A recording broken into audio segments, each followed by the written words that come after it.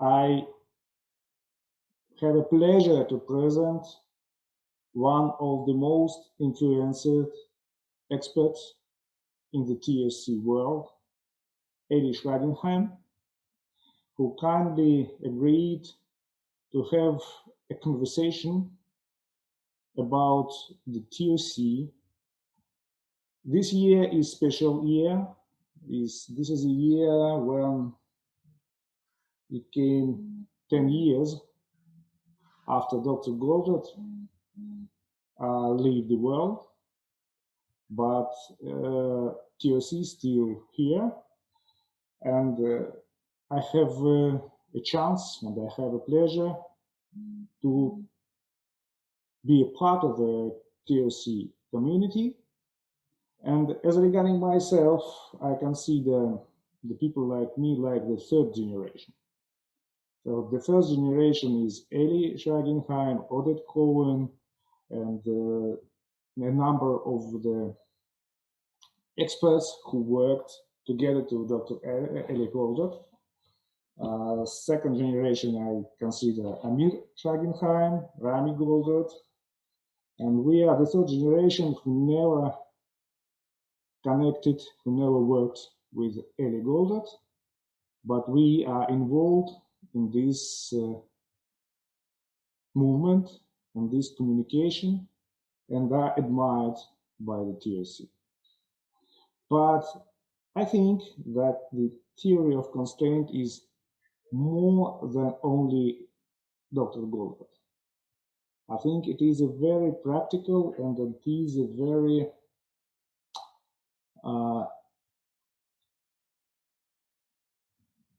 let's say it's a very practical approach which can be useful. It can help a lot of organization all out the world.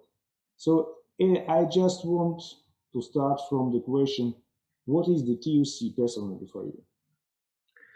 Oh, okay, good. Because we have tried to answer this question for quite a number of years. Now, in perspective, the way I look on TOC, first of all, I look on the part of TOC that is for management, because Eli Goldratt had also some other interest in TOC for education and for the personal development and things like this. I'm not going into this. I like to focus on management. And the main point in which I think TOC really brings huge amount of value is leading managers to make much better decision under complexity and uncertainty. And this coupling of complexity and uncertainty is something that I see all over the world in almost every particular organization, in which people try to say when I am asking them, okay, what is your business situation and what is the situation right now? And they say, well, there are many causes and many reasons and many factors that impact our performance. And then I know that they are pretty much trapped in the seemingly complexity around them. And then there is a whole issue of uncertainty that is coming on top of complexity. And Eli Goldratt, many years ago, I mean, he knew that my background is in mathematics, so he told me something like this. You see, Eli, mathematics can solve relatively easy problems. When it comes to truly complex problems, it does not have a universal or a generic solution. It might have for many complex cases, but very specific ones, it might come to a solution, but many times there is no generic solution, which is absolutely true. I mean, this is the situation.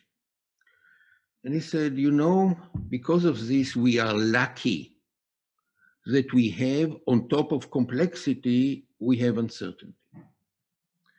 Well, this was something that really required some kind of explanation, because the way we are thinking, which is natural kind of thinking, that if we have complexity, which means we have many variables that somehow are connected with some kind of partial dependency. Partial dependency, I mean, it's not exactly that if you impact one, you will impact the others in a well-known way. It will probably impact, but not in full, depending on many other things that exist. These are partial dependencies, and we are full of partial dependencies. I mean, if the sales of product X are going up, the chances that also product B will go up, yes, they might be a connection, depending on the market, depending on the brand, etc., but might be not. So this is partial dependencies that you need to really go into the tiny details. But when you put uncertainty on top of it, something becomes pretty clear. If you don't want to have chaotic performance, and no human organization can allow to have chaotic performance, then there is an absolute need to simplify the complexity by means that many of those variables, under certain types, they are not really impacting anything. And because of this, there is a natural noise in the system, and you need to take it into account. Okay, this is a noise. We don't need to deal with it. If we want something much better, it needs to be way above the noise. And Dmitry, this is a revelation. And it tied to me back quite a lot of things that I've learned. Learned from Eli, learned from others, learned from experience, learned from simulations, about how eventually managers need to make decisions. Because managers, they need to make decisions based on some kind of pressing timetables. I mean, I cannot drag the decision until I will have the perfect information that is required in order to make the decision. And because of this already defines some kind of what is a noise, because I cannot really hit a very clear target, but I can be in the vicinity of it, about, and it should be high enough so no one will ask the question whether I did well or not. And this already, I think, directs quite a lot of what TOC is all about. It is about understanding the complexity itself. What is a constraint? It cannot be everything. It cannot be too many variables. Cannot be, because otherwise you would not have any kind of business or whatever your organization is doing. It's just simply impossible. So you need buffers in our language, okay? And you live within the buffers, but you don't let the performance to be much outside those buffers, which might drag you down. And this is a very strong kind of thinking, which first of all allows manager to look eye to uncertainty and say, yes, I understand what I don't know. I also try to understand what I know, and I am operating based on it. And generally speaking, my operation, my performance will be so much better than if I just try to optimize everything, which is practically impossible.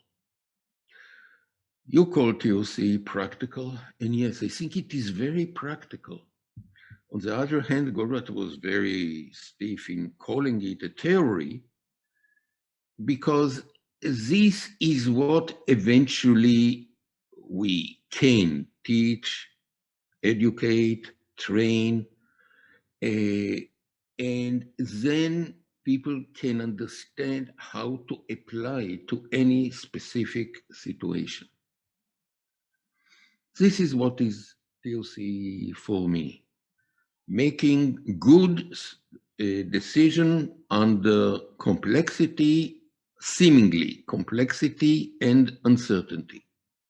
I think this is huge. I think here there may be one more observation. There is a phrase, nothing is so practical than a good theory. Yes. Many authors are called for this phrase. And from my experience, I can say that the theory of constraint is a real theory. If you remember 2017 in St. Petersburg, where you and Ravi Gilani were presenting master classes, I said that when I have to resolve the problem of a cash constraint, I had no clue about the Ravi's approach. But basing on the TOC, only the fundamentals of TOC, we have developed something very similar. It differs in details, but the basic decision was very similar. When we say about theory of constraints, you pointed the handling with uncertainty and complexity. But the most are concentrating on the word theory and the word constraint. What about this? How important it is? Or it's only a ramification of an approach to the complexity and uncertainty? What constraints?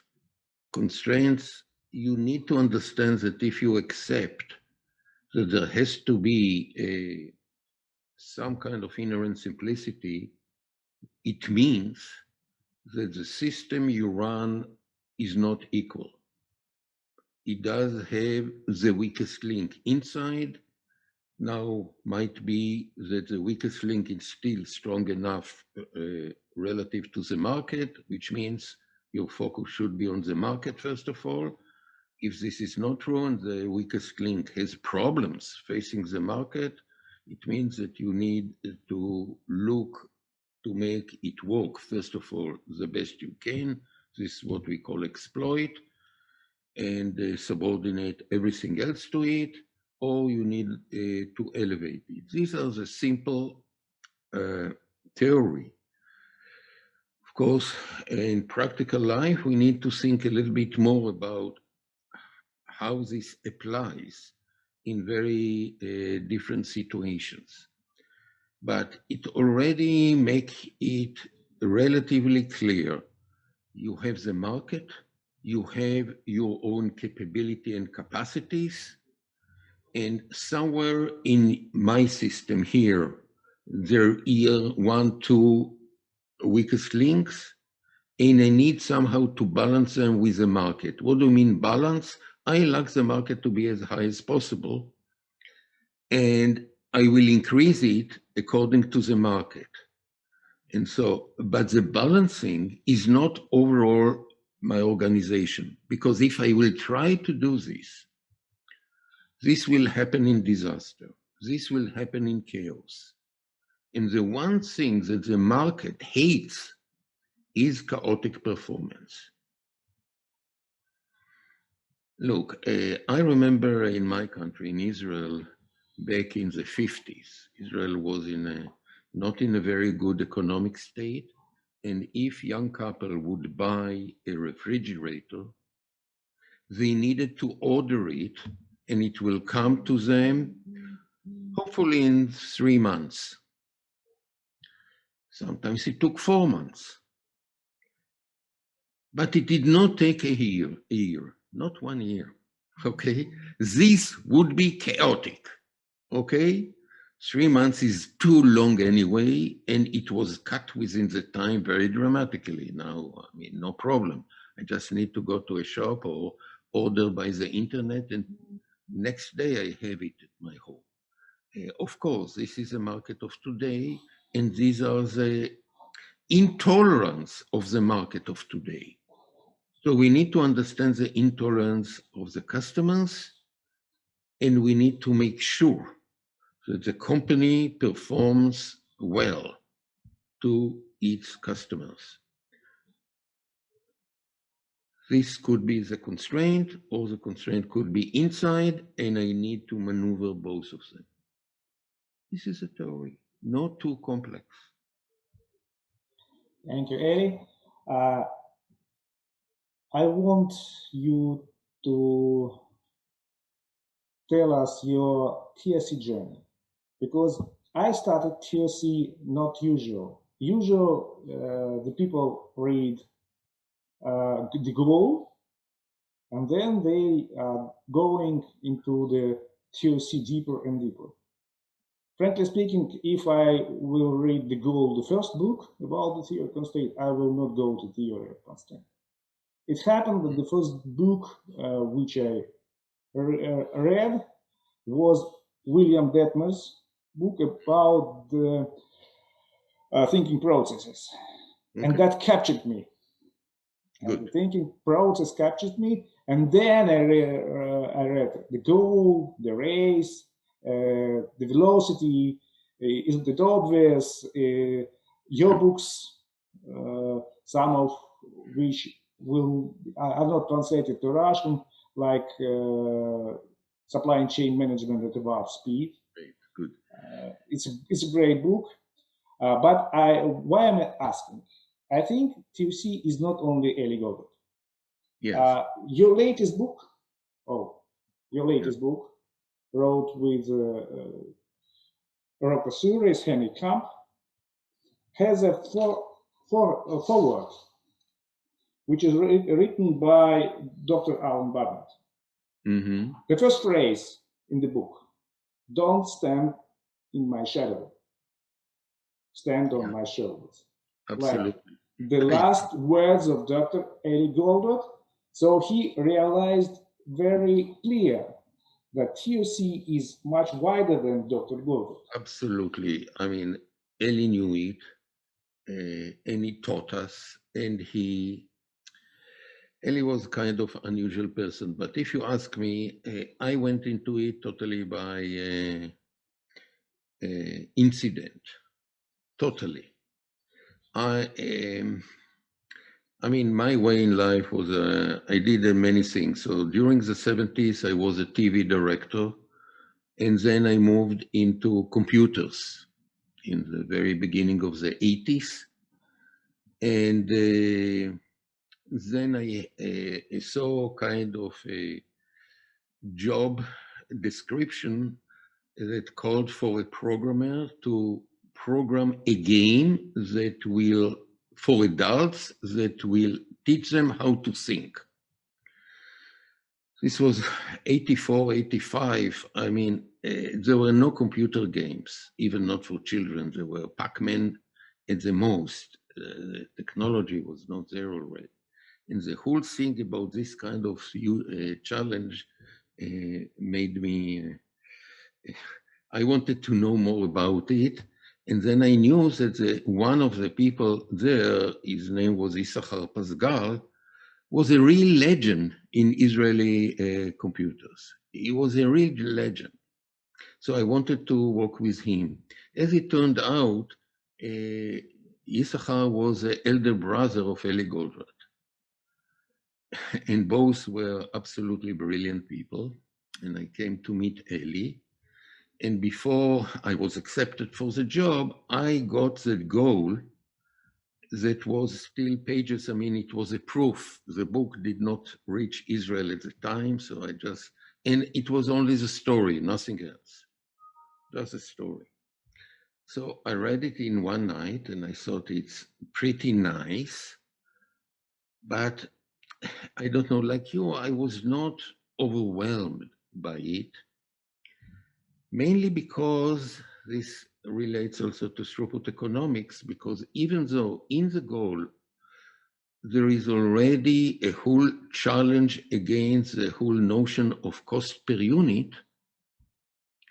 But I've studied MBA back in the 70s, and I remember my professor for accounting saying, any manager who treats cost per unit as is an idiot who eventually will get what he deserves.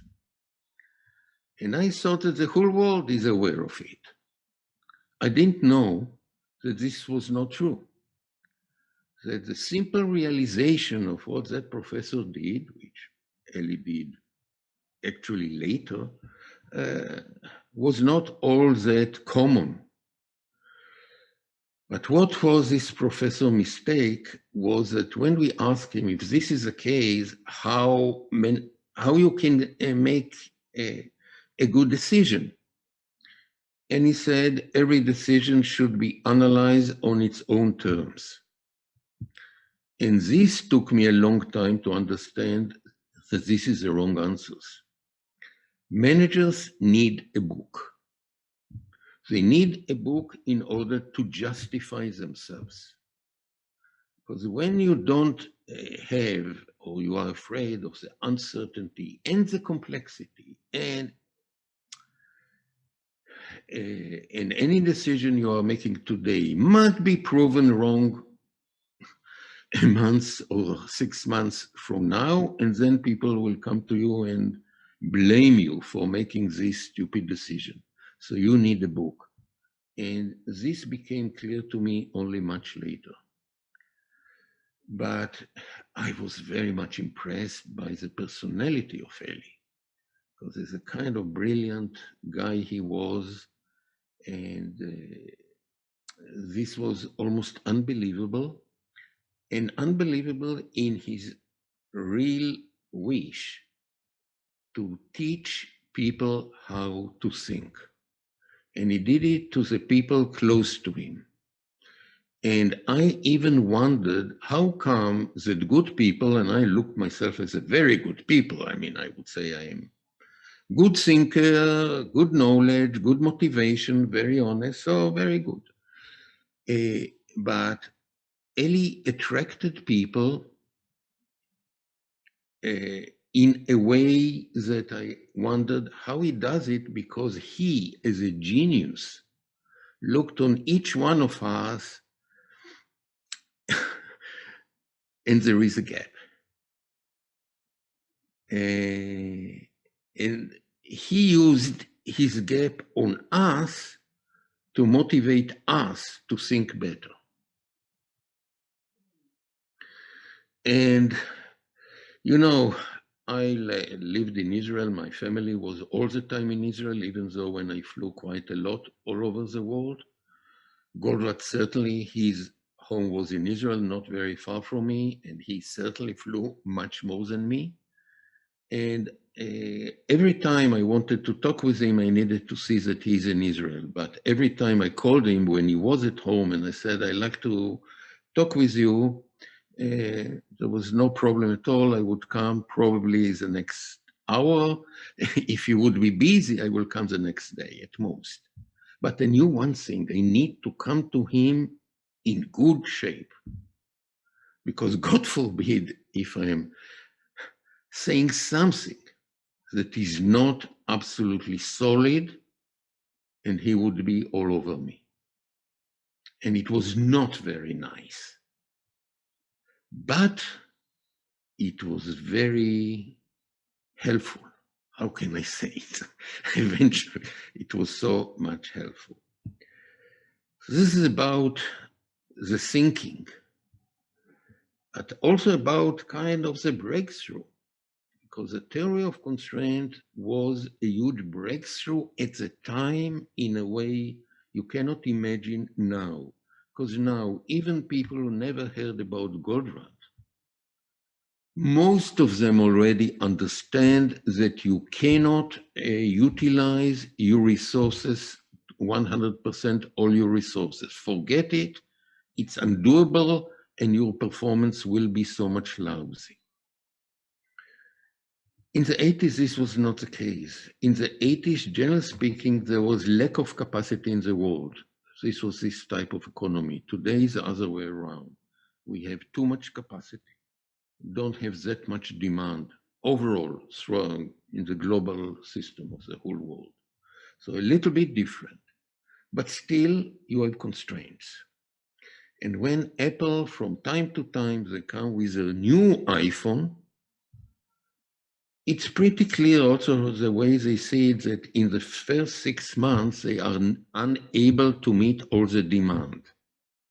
And they are using it for their own good. So they are using, okay, we will start in the US, and maybe we'll go here, then maybe we'll go here. I don't know at what stage Russia is regarding iPhone from Apple point of view, okay? So they know that they are blocked by a bottleneck. Bottleneck at the production, probably, okay? Temporary bottleneck, because after 6 months, you can find it everywhere. They will catch the demand, and they are so good, the demand will wait for them. But for the vast majority of the companies, the demand does not wait for them. If you cannot supply now the demand will go somewhere else, and you just lose the demand. This is a very huge common problem. So I came into the company, I designed the games, and I designed the simulators. Then Eli told me, you are doing educational tools, so you should educate yourself. So I became an educator. And then he also sent me to consult. And I remember first time he sent me to consult to people who were the first in journal courses, and I had to go to their facility, and I was really afraid because this was the first time that I come to something like this in this capacity. And I told Eli, but I'm going to a company, I don't know anything about the company. I mean, it was a big company. It was belonging to Procter & Gamble. And this was a very big company. I don't know much about manufacturing, etc. Said, look, Eli, you will come there and you will suddenly realize that you know more than them. Sort of. So I went there. And they showed me the facilities, etc., etc. And then we go into the room with them. And then I had to tell them, look, you showed me everything. And I just like to know whether I understand it correctly or not. I see 3 key operation or phases here. Phase 1, phase 2, phase 3, and this is about the flow. Am I right? I mean, did I understand it right? There was about 1 minute of quiet in the room. I really visualize it today. And then someone said to the others, you know, I never looked on our environment from this angle. And then, you know, oh, Goldrat was right. I do know. Of course, never say no. But I learned also from Eli, never say I don't know. You need to manage the two. Never say I don't know, because you always know something and you can deduce quite a lot. But never say I know, because you can be so easily surprised. And you so easily surprise yourself. And you need to see things that you don't see right now. But you can teach yourself to see it eventually. So this was sort of my story into TUC. I also left Eli, and then after they came back to him, we had all these kind of things going on, but I am definitely in TUC since. Thank you, Eli. It was very interesting and something I never heard and never read. Thank you. I looked to my blog and found that I am translating your your blog since 2015, from the very beginning. Yeah. Yeah. And I appreciate the way you publish. I appreciate your posts because you are usually trying to go into the deep, to the very basic. Yes. And I think this is very useful for those who want to understand. This is a great Understand the thing you basics. do. I really appreciate it. Translated. Two concepts which seem to me very fruitful but unusual. Well, first concept what you call small TLC and big TLC. And the second, the concept of two flows. I'd like to start for the first one, from the small TLC and the big TLC. Can you let me tell about this? Okay, good. Let me say, okay. TLC was born in the manufacturing, in the production shop floor. This is where it was born, where Eli, his brother, and two else, they came into the huge complexity of manufacturing, and they came up with a finite capacity software in the end of the 70s, in which no one else has even a dream of how to do this kind of thing.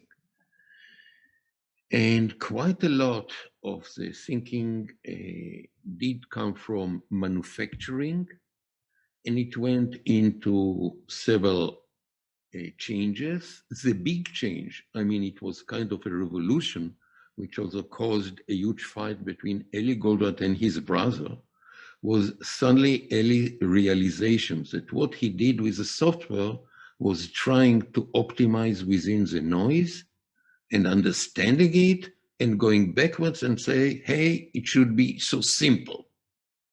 And this what triggered him to write the goal, because the goal looks on this kind of complexity and ask very, very, very basic questions. So here came some of the best rooted application knowledge, very practical, very detailed, of drum buffer rope and something like this. Later came also the replenishment for stock-based organizations, including distribution and managing projects, which are three basic applications that, if I like to generalize it, call it flow. Improvement of the flow in a way different from lean, but parallel to lean in the way it looks in how wrong the current system are. They say exactly the same, and trying to accelerate the flow is the key objective. And many are already came to Goldratt at the time to say, stay here.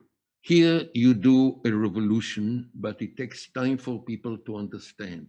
If you want to market it all over the world, don't go to other things. Don't go to thinking. Don't go to other environments and strategy and so on. Keep hammering this. This was certainly not in Eli's plan, but I also respect this kind of view that from marketing point of view, on going on what I call the small TOC, which is basically 5 focusing steps, a drum buffer rope, a critical chain, and replenishment. These are the very practical operational side of TOC. But Eli wanted to, about the thinking. 2 or 3 months ago, I interviewed Ian Visser, who was the CEO of a company who went through the viable vision by Eli. He was the CEO of a company that produces simple food. bread and flour and something very basic, what they call staple food. And the value of the company went up by 7 years by 7,300%. That's the value of the company. And Ian Visser, in our interview, he said that when he looked on TOC, he did not know anything in TOC when he was nominated to be the CEO of the company. Somebody else in the company sort of brought Gotthard and the ideas to him. And he said, the way I look on TOC, it has two big parts, flow and thinking. Then he went a little bit, I assume, to your way to say, I did so much with the flow, but actually I think that the real breakthrough are the thinking. So Eli invested quite a lot in the thinking. The thinking, by the way, was already in the very first day that I started, there was already cause and effect thinking, scientific method. Eli was a physicist. And it improved in the beginning of the 90s by creating of the, what we call the thinking processes. And especially known and very useful is how to try to settle conflicts. And then he came also to go into sales and into strategy in general. Now, his achievement there, if you go, a lot is still missing. I would say also in the flow, there are still missing things because there are all kinds of different flows. Once I I started to deal, I did not yet completed it, to deal with companies in transportation, airlines, truck companies, ships. And there, I would say I can come with the operational ideas coming from TOC, but I will need to make some changes, because the resources are moving. The key resources, the constraint is moving, and where it is right now is important for my decisions. So I have a kind of complexity, if you want. It's not just capacity, it's also the location of the capacity at the moment. Okay, we can deal with it. But these are things that need to be developed. And I think Eli really wanted us, his pupils, to develop more and more. And I have to say, maybe from his standard, we did not develop all that much, but I think quite a lot was developed by several key people who were close to Eli. Now also people who were not so close to Eli, because eventually it was kind of whether you had luck to be close to Eli or not. I mean, depending on the time and from where did you come close to him. Again, I will say that Eli was really happy with any achievement that we did when he recognized the achievement. This was very important to him, and then he also mentioned our name pretty much, etc. This was he did things that I know were against his basic character, to say I know best than everyone else is stupid. And believe me, basically this was his belief, everyone else is stupid. But he educated himself sort of to try to get the best of people and what is required in order to do that. So there are quite a lot of additional stuff around. I now, in my capacity in TOC ICO, I try to help have the rules how to increase the body of knowledge, how to recognize more body of knowledge and bring it into the well-known body of knowledge that currently I assume 80% or maybe even 90% belongs to Eli. Certain started with Eli, maybe with some additions that came later, And part of them were recognized by Eli, and some still need to be recognized. So a big TOC is looking on the overall TOC, in which will also connect to all other schools of thought. There are quite a lot of schools of thought. There are some obstacles, including the strange terminology that we used in TOC. This is not the best part of TOC, using terminology in a way that other people use it somewhat differently. Even the term constraint, we use it differently than the normal meaning of a constraint in English, okay? And certainly strategy, and I'm not saying. So there are some obstacles to it, but we need to achieve it. And what TOC thinking is really, you need focus, because once you succeeded to simplify the system, the focus is pretty much clear. If you did not, if you haven't simplified the system, the focus is not obvious at all. I mean, I think good manager understands that they need to focus. All good managers that I met knew that they need to focus, but they are focusing based on intuition, and no one else understands why they are focusing on this or not on that, and something like this. And this is exactly what is missing, even with the clever people out there. And I think TOC brings it into kind of structure in which you still need to think quite a lot, but there is a certain structure to it. And then you can put Lean, you can put Six Sigma, you can put quite a lot of other ideas, other tools, in how eventually to move organization. There is something that I like through you to say. This world came through a big surprise in 2020 by a world plague, which made huge changes. So first of all, there is a change. What happens to you when there is a crisis that directly impacts your business? I mean, there are some businesses who gain from it. And if you hugely gained, believe me, you have a bottleneck inside. If this is your case, and you better know how to control the bottleneck. This is one. But quite a lot of the organization were negatively impacted. So they had a lot of problem how to survive. But we now start to see the end, okay?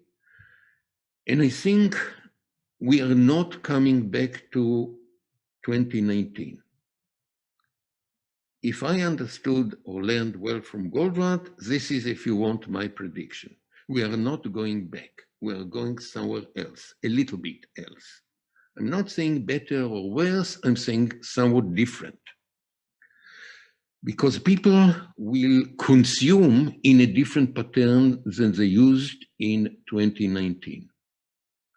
Because most people were impacted by something and they went through some kind of lessons. But in the strange way, I would say, once the dust will go down on COVID-19, we might see a surge of demand, a huge surge. But it will be temporary, to my mind, because the surge will be because people who still have money would like to compensate themselves from things that they have lost during the plague and all the restrictions that were put at the time. But after it, there will be changes. We will change ourselves from as tourists, we will change ourselves as consumers. We will try, I believe, to be a little bit more practical, to understand that we need to save, because who knows what's going to happen next. And so there will be some kind of careful, more thinking, less spontaneous. And so I think every company should reevaluate their strategy, looking at the market segment and trying to predict how those changes will impact their particular market.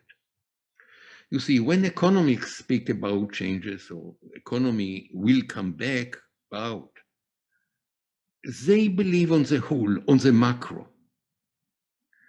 But you and I are people, I think you and I are people of the micro. We are helping companies, right? Companies, they are micro, not the whole industry. And now you see about the world climate. Physicians are saying that the overall temperature is going up by 2% or 1% average all over the world. I'm a geologist, and from the basic view of a geologist, it's noise. Some say it's noise, some say it's not. I mean, I also have a very good physicist to say it might be noise, but probably it's not. But what is certain, that the noise in the system went up dramatically, which all over the world are sometimes much warmer than before, and then go to much colder than before. You certainly know it. And I claim this will be the situation with the market. Some will go up, some will go down. In the middle, it will go down. There will be changes. And so there is a need to become flexible much more than ever before. And there is a need to reevaluate the strategy because the situation will change. And when situation changes, you have threats, but you also have opportunities. So you need to identify threats and identify opportunities. So, you know, in TOC, we have 3 basic questions called, okay, what to change to, and how to cause a change. And several of us already spoke that there need to be 5. And the first one is why change? I'm saying if there was a reason in 2019 to ask why change, today I saw the reason is written very clearly on the wall. There is going to be a change whether you collaborate with it or not. It's not just depending on you. You need to look, you need to understand the change, and now you need to change. If I'm not mistaken, Edward Deming said, you cannot change. Survival is not the due. Okay. But I think it's clearer now to everyone to see that there is a need to change. Because I do understand really the fear of changing. I really understand. But when there is a need to change, now take yourself and think what's going to happen. And also from my point of view, be open to also participate it with others to help you verbalize the required change and how to achieve it and how to make sure you achieve it and how to do very careful tests and see where the wind is blowing, because the wind will blow in a different direction than yesterday. You need all of this. So in a strange way, Dmitry, companies need us more than ever.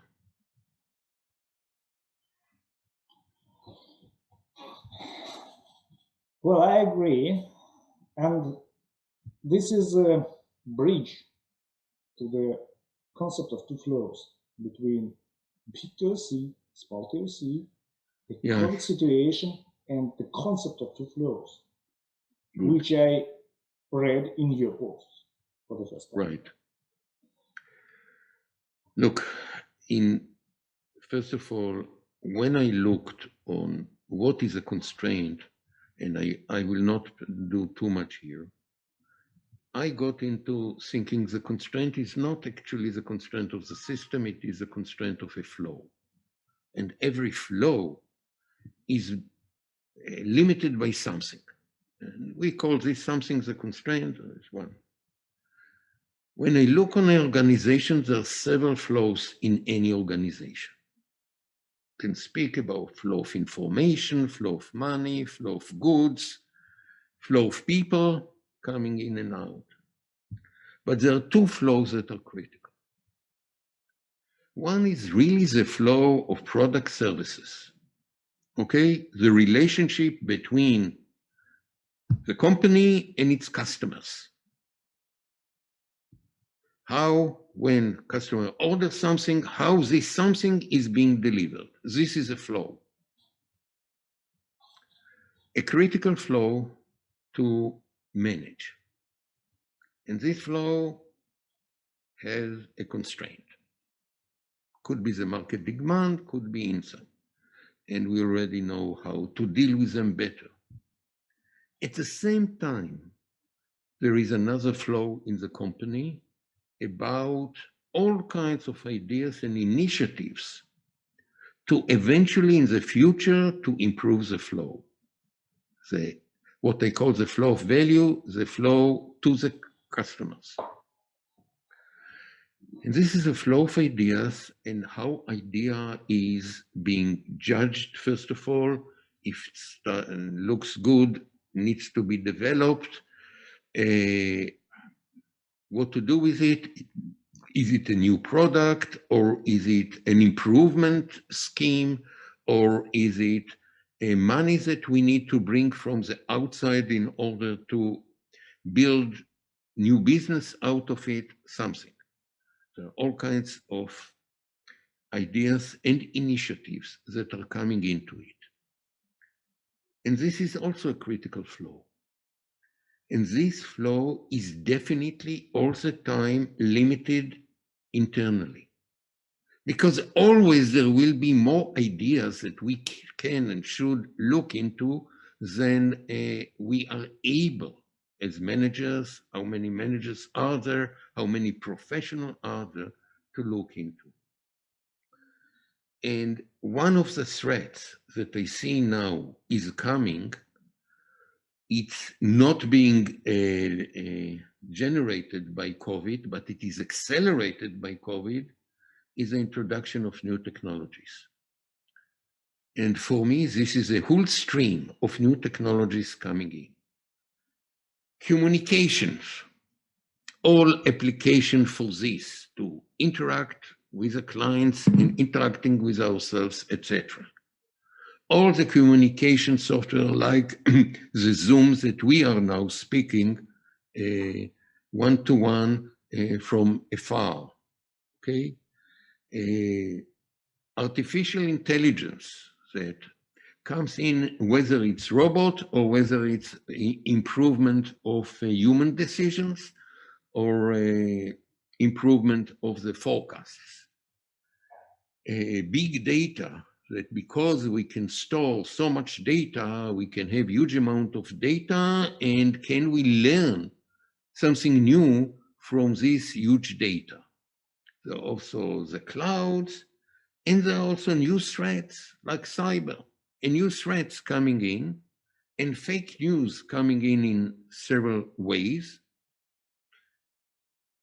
And these are called all technologies. And so every company sort of needs to think about whether it's time to go into one of those or maybe more than one.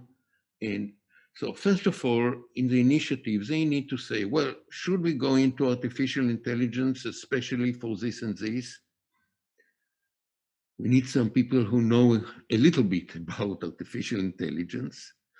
And then we need to think about our managerial requirements and is it stable enough at this stage? And if we are going into what kind of capacity we need to dedicate for it, eventually how this will improve our flow of value. A lot of work. So the choices are critical in the very beginning, the focus. And then the flow itself. Once you decided that you want something, what is a good way to check it, to go with it, to develop it, eventually to implement it into the normal system, so it will become part of the behavior of the organization. This is the initiative flow.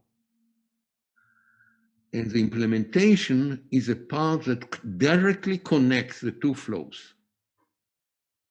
Because most of the time, the two flows, if you look on the people involved, they are pretty much separated. Of course, there are some who may do this and this, but many times they are separated. So you have someone to look for new business units. I mean, okay, developing more business. This is natural initiatives.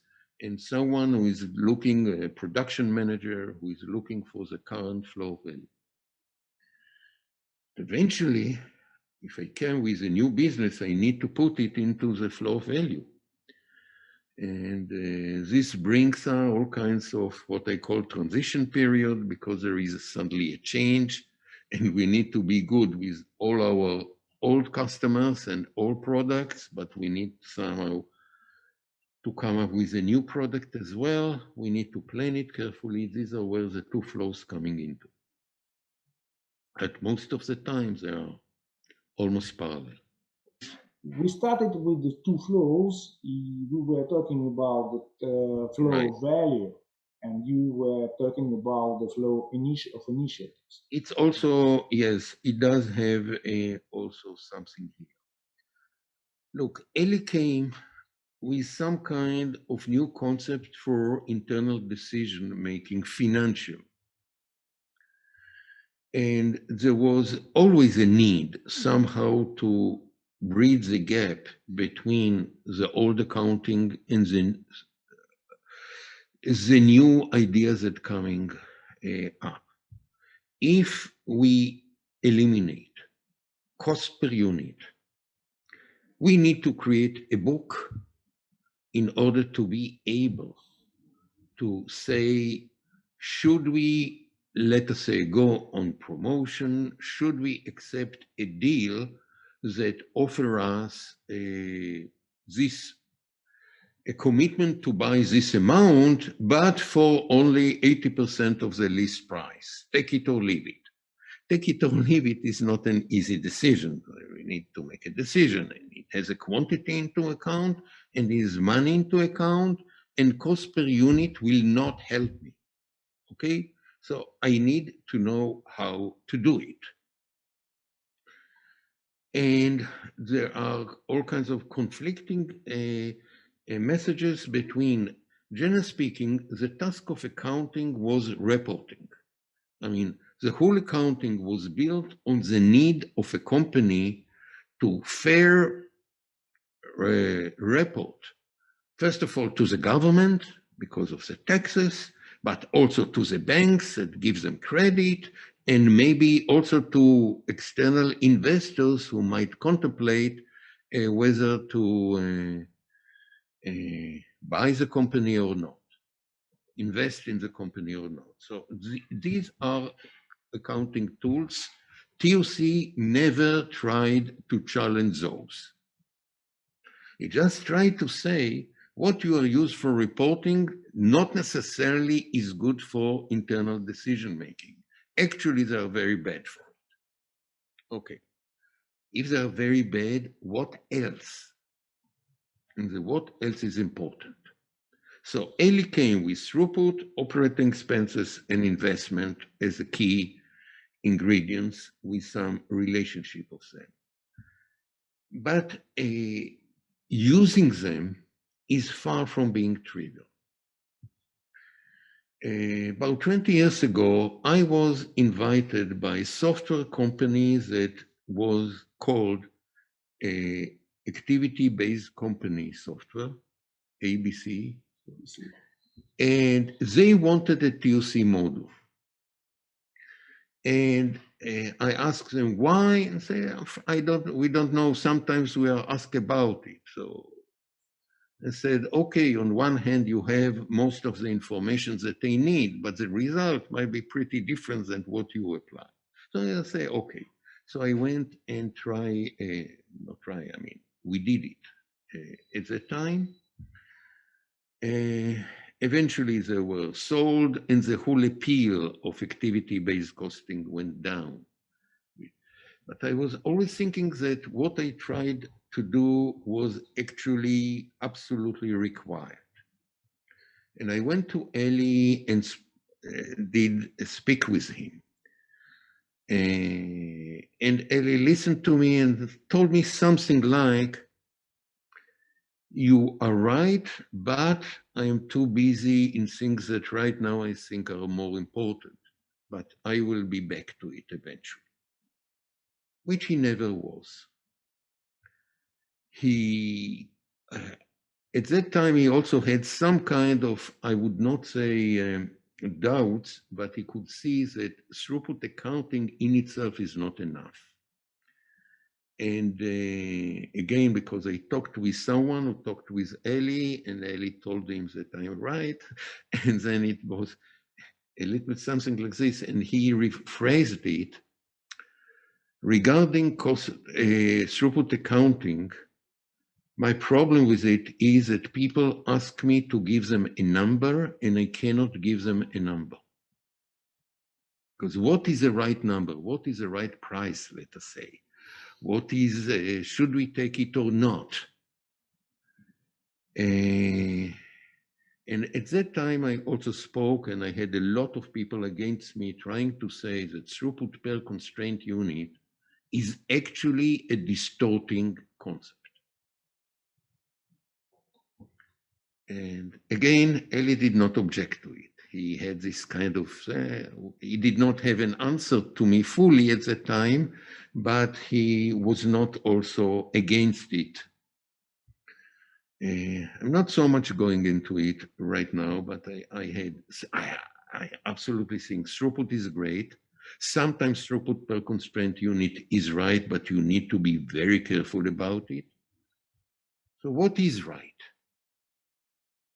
And it kept me for many years, and my objective was there and still is to give to the decision makers the book how to make decision under complexity and uncertainty coupled together. So there is relative simplicity that we reach, but still there is uncertainty. How can we reflect it in financial terms? And this is where I started to write throughput accounting. And after some time, Henry Camp, because I offered to him to read some of the chapters, and then he said, I would like to collaborate with you on it. And this was great because he's an investor and the owner of companies. So this is exactly what I am not. He is looking at it from a very nice angle. And then Rocco Suarez, who is a certified public accountant, came in. So this was great because the three different perspectives are so important in it. The objective is still great. How do you make kind of decision about big deals, about buying more equipment, decisions that every management need to make all the time, and they are non-trivial decisions from the very start. And there is uncertainty. Now, throughput, this division of throughput means revenues minus truly variable cost. Which is some observation in the TCICO dictionary. Throughput is the pace the system is generating the units of gold. When we say revenue minus truly variable costs, there is no pace in this formula. No. There is a pace because it is per period. How much you sold per period minus the truly variable cost, this is a pace. But you point to something right about kind of a not very clear use of the throughput. But right now, I just like to say, throughput actually represents the relatively linear part of any problem that we have when we try to say how much money we will gain, how much money we need to pay. This is a basic decision dilemma, right? How we look on those. And then I say, okay, first of all, don't look on revenues, look on revenues minus truly variable costs, because you paid the money and you will pay the money. So this is the net money coming in, okay? On the other hand, operating expenses are how much you pay for capacity that can generate these sales. And in itself, this division is much simpler than revenues minus expenses, in which part of the expenses are part of the revenues, and then there are more expenses. Now, why this is simplifying? Because my question is, if I have a special deal, but it could impact other deals as well, one question is what it will do to sales. Because on one hand, I have a deal, but I'm giving 10% reduction in price. And I have another client, and he might hear that I'm giving this reduction in price, and he will come and demand it from me. So I need to take it into account. There is no way I just forget about it and just concentrate on it. I need to see what is the net impact on my throughput. One question. Then the other question is about the cost of capacity. Then TOC tells you, just before you go into cost, just see that you can. Okay, first of all, are you able to do both your current market plus the deal that now you have in mind? So we need capacity check. When you do capacity check, you suddenly, yes, we lack capacity here and there, but maybe it's not a big problem. We can add capacity. We have all kinds of means to add capacity. But those capacity cost extra money. So how much is the extra money? So the extra money you pay only when you need more capacity that you currently have. Because the capacity you have, you have. So this is the key elements of throughput economics. Plus uncertainty.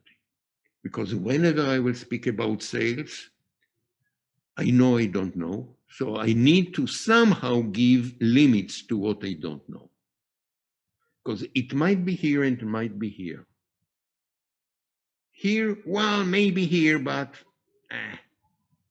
chance is very rare. The normal thing is between this and this. Be really with yourself. Translate two different scenarios. Optimistic and call it pessimistic or call it conservative. If you don't like the name pessimistic, call it conservative. I don't care. So come up both with how much you might gain from the market, money, translated to throughput, and how much you might need to pay extra because of it.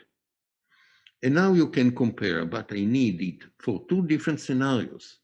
Because with the optimistic scenario, maybe you need to pay much more because you will need so much more capacity that currently you don't have enough. And here is, you don't need to pay so much, but you also get much less. Let us see how they both stand. And then you can check another alternative and another alternative and another alternative. Overall alternative, definitely you will not be able to do all of them. Now you need to judge which one of them you don't do. All of these, this is what the book is all about. So it's not so simple as cost per unit, but it's so much more realistic. Between you and me, we take the support of the computer, who now can do so much wonders that when I was a programmer, did not have this power on my hand. Now there is so much power that I can simulate much more situations and check capacity and check possibilities and check crazy scenarios and come up eventually with something that is relatively safe and so much more profiting. And this is just internal decision making. There's something else why this internal decision making is so important. Because first of all, it's not done by just one person. In order to decide about a decision about whether to try to capture a new market segment, for instance, you need your salespeople, those who know the market. You know your engineers, because it might be that we will need to develop something special for them, and I need the impact on engineering, know whether they have enough capacity and capability to do whatever is required and how long it might take. You need your operations people to tell you whether you lack capacity or not, and if you lack capacity, what can you do about it? Maybe we can kill another market that we don't care much about, maybe. But again, we need to make some kind of dialogue between the operation and sales. Eventually, we need also the people dealing with our suppliers, because we will maybe need different supply and how long and how safe it is.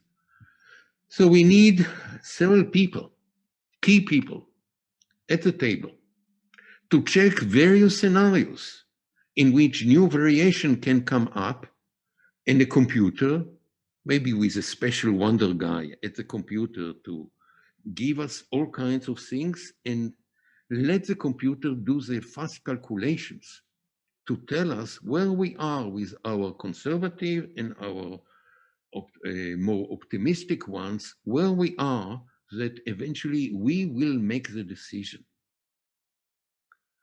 Now, the thing about it, that it reduces by far the fear from uncertainty. Because Dmitry, this is what I see.